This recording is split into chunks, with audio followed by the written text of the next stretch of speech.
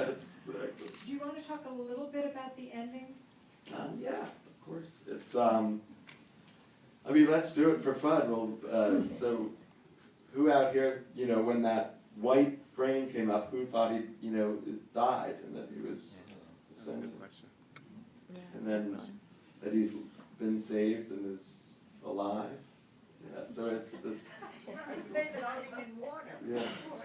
It's so you know it's an intense thing that we actually, I'm not a huge person who ever tests anything, but we tested this beforehand and it bizarrely comes out, I mean, and it's sort of a growing, you know, sample now, like 50-50 or very close to it. So my intention on the ending was that it not be ambiguous, that if you think what you were thinking at the moment when there is literally about 21 frames, which is a little bit under a second of white that actually comes up, which sort of ends the film.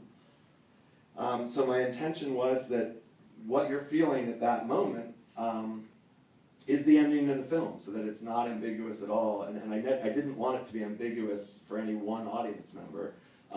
There are just two, you know, kind of readings on the ending, and in a way, for me, that's sort of the ultimate victory, because basically, you know, don't overthink it, but at that moment right there, if you think about what you thought was happening, for the 20 minutes kind of leading up to that, if the film's working for you, which it doesn't work for everyone, obviously, but if it is, you're obviously at this, you're being brought into this very kind of intense process and experience.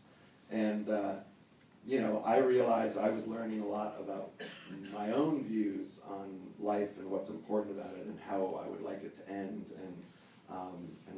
and things that I don't want to have left unsaid when that end comes. And so those were things I was going through, and the movie is not about you know, whether he dies or not, because, you know, newsflash, but we're all going to die. For me, the film was about sort of that scene before that, when he's actually kind of coming to grips with the fact that he's going to die at some point. And you know, what you do with that information is kind of up to you, you know, in the way you choose to live your life every day.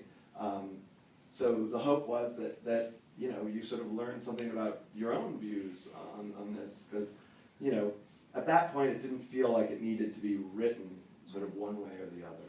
Robert, We've never talked about it, bizarrely. We never. I don't think we talked about it on the day of the set. We just sort of did. As a last question, as a final question about the final ending. Well, I'm here.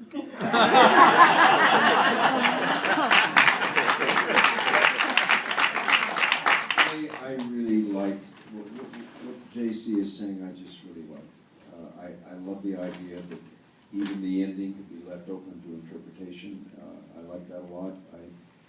I think that the effort that was made at a point when the character really realizes that there is just nothing left and lets himself go, that moment when we come to that point in life where we're faced with that and there is just simply nothing else you can do, then you have to be able to get to a point where you let yourself go. And then there's that moment where, well, maybe, and you go for that last thing. And that's it.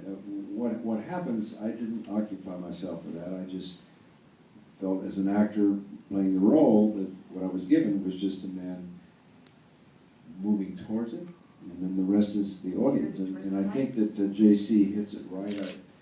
I think it's right. Whatever you feel, you know, it's his choice. Whatever you feel, you should feel strongly. Well, that's a great note to end it on. Thank you both for coming.